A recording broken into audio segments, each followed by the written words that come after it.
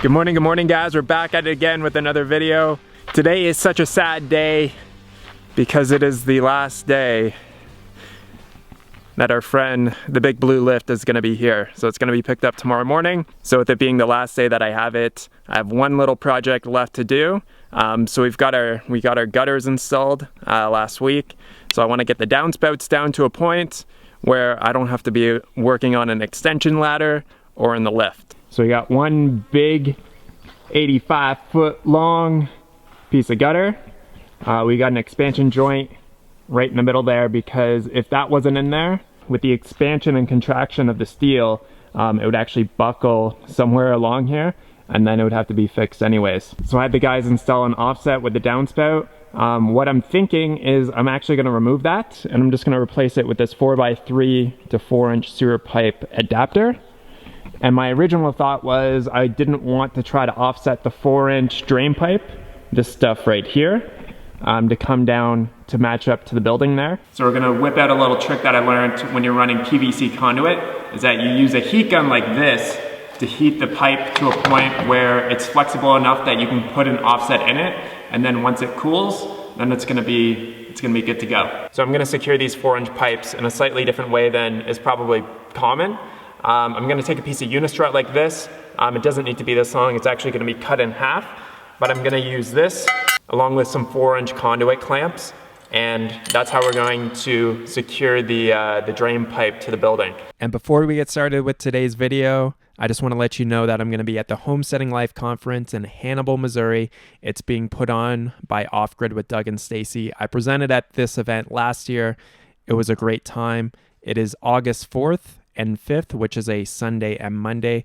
Handeeman is just a few hour drive from St. Louis, but I met people. You know, there's people, I think, all the way from Nashville, Tennessee that came to the event as well. So if you're interested in this off-grid homesteading lifestyle, there's going to be so many great people to be able to connect with.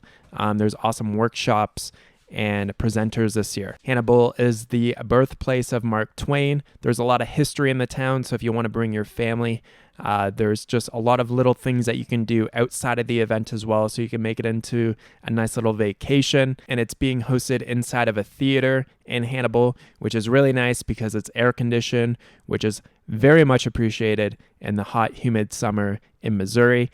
And it's going to be a great event. Had a great time last year, so definitely check it out. Link in the description box and in the comment section as well. Grab some tickets, and I hope to see you there. And so the first thing that I did was I cut all the pieces of unistrut at the correct distance that I needed.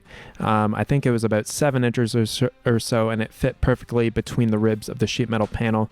And this Evolution saw that I'm using, not sponsored or anything, but it was recommended from Joe from Homesteadonomics, and I've been using it for a multitude of projects, and it's been working fantastic. Now to cut all the 4-inch sewer drain pipe, you could certainly just cut it using a hacksaw or something like that, but using a chop saw, really nice and easy and quick, and get a nice clean cut there. Because the 4-inch pipe is so thick, I had to actually plunge down into it, rotate it around, and then I was able to get the perfect cut on it. So then what I did was I installed all the unistrut right along where all the hat channel pieces are going. So it's going into a really nice solid foundation into the building there. And then from there, what I had to do was the 4x3 connection going up to the gutter there. It wasn't a perfect fit around, I don't even know what to call it, that's coming out the bottom of the gutter there. But I just heated up the PVC fitting here with the heat gun, and then I was able to actually slide it up into that little fitting piece on the gutter, and it fit nice and perfectly, obviously because the PVC is nice and pliable, and it was a very nice snug fit. From there, next thing that I did was all this PVC pipe. It's dirty. It's kind of got, you know, some grease on it just from transport and from being in Home Depot for such a long time. So I always use denatured alcohol just to clean things up, because we're going to be painting these pipes. The reason why we're going to be painting them, obviously just for the aesthetics, but it's also good to paint PVC pipe that's going to be in sunlight, because it will just degrade much faster if it isn't painted. I also wrapped some painter's tape around either of the ends that I'm going to be gluing, so that when I do go ahead and glue it, the glue is going to be able to bond much better without any paint going over top of it. And when I painted these pieces here, I was in a bit of a rush just because I had the lift and I wanted to get them up. But ideally, the best way to paint these, in my opinion, is to paint one side one day. These need at least 2 coats on either side, just so that you get full coverage, because the lettering on the pipe will show through pretty clearly just with 1 coat of paint. So you definitely want to paint it at least 2 or 3 times so that you get a perfect coverage on it and it looks absolutely beautiful. So here I am installing the next 4x3 adapter. Initially, I thought that I would have to put a bit of an offset in these 4-inch down pipes or downspouts here. But just with the spacing of the offset and with the unistrut, I was actually able to get these up no problem without actually having to put in any kind of offset in them. So now I'm gluing them and installing them into place, getting a nice tight seal up there. It's also really important for these pieces to be completely watertight because the tank is going to be about 8 feet tall. So going 8 feet up from ground level, these pipes are going to be full of water throughout most of the year. And so then that's another reason why I opted of just using this 4-inch down pipe all the way down. Originally, I was just going to use some of that 4x3 steel. So just have the gutter company run the downspouts.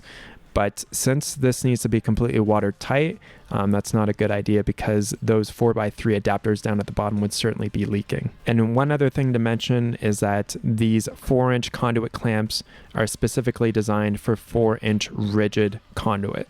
So 4-inch rigid conduit is much thicker in terms of the wall thickness as opposed to this 4-inch thin-walled PVC pipe. So you don't actually see it in video because I figured out the best way of doing this afterwards is that I found some PVC vinyl flooring type stuff at the hardware store. So I actually layered a number of these little PVC vinyl pieces so that I could actually build out the thickness of the pipe where those clamps are going to be going. So once I've got all the downspouts down to a point where I can work with it easily off of a ladder, I was able to trench out basically the area right beside the garage where the PVC pipe is going to be buried. So with a wet system like this, it can kind of be confusing initially to think about exactly how this is going to be working because the pipe goes down and then it goes all the way back up. But it's designed in the same way that the rain roof is done. So as water is being pushed down, or as the water comes off the roof, goes into the gutter and starts to go down the downspout, it'll push the water down into the pipe, and then also at the other end, it'll push the water up to equalize it, which will be going directly into the tank. So I had to be very careful with the backhoe while I was digging out the trenches for both of the pipes here, just because it's so close to the edge of the building there. So I wasn't able to put down one of the feet on the backhoe there, but I was still able to get it dug out no problemo. And then I dry fitted all the pipe going down into the trench there just to make sure that my offset is exactly where I want it going down into the trench. So once I was happy with it, then I was able to glue up all of the pieces here and make sure that all the connections are nice and watertight because again, all these pipes are going to be filled with water with a wet system. So I want to make sure that all these PVC connections, all between the 45s and all the 90s and stuff, are nice and watertight. So once I was able to get all these glued up, and then I can go ahead and paint the rest of these pipes going down into the trench there. So what I did on this side here with these pieces, since I was able to work off the ladder and I didn't have to lift at this point, is that I was able to take my time with the painting, paint one side, flip them over, and then paint the other side. I also did this in the shade under the lean on. When you're painting these pipes and say it's out in the direct sun, I've just found that the drying process is not as clean and as professional looking as what I'd like. So doing it under some shade will definitely give you a better end result. So once I got all the pieces painted up, then I was able to glue them into place. Again, on any of the ends where I was going to be gluing, there's no paint on them, just so that I'm going to be getting a much better connection between the two PVC connections. And in the same way that I installed the lights inside the garage, I'm wearing blue latex gloves because this is the finished product and I don't want to have a bunch of my fingerprints all over the pipe there. So it might seem kind of weird that I'm wearing latex gloves, but it's just so that I don't have like massive amounts of like kind of dirt and grease all over the pipes here. So it just kind of gives you a much better end product, and then you have less touch up to do with paint afterwards. Once I got these installed, then I could install the 90 down at the bottom there. And then from there, rather than trying to glue the conduit in the trench, I knew I needed at least 30 feet of this stuff in the trench just to get to the other downspout. So it's easier just to glue this above the trench and get a nice tight connection. And I had a very interesting way of getting them nice and tight just because the bell ends are so long and the pipe is so hard. I just glued it and then stuck it up against the building, and then I was able to just slightly put it into the trench there. And I even had Hannah come out and help me push the one end of this of the PVC pipe so that we could get a nice tight connection. I started backfilling so that when I made my next connection, or when I installed my next piece of pipe going from the end of this piece to the next downspout, then I could push on the end of the PVC pipe without it kind of messing up what I did on the other end there. So now I can glue this final piece to connect with the T of the other downspout there and get it all nice and secured into place. And this method worked very well, and I was able to get really nice tight bonds between all the PVC there, which is exactly what we want. From there, go through, and then I can backfill the trench there with the conduit, or not the conduit, with the PVC pipe in the ground there, just with the back end of the tractor.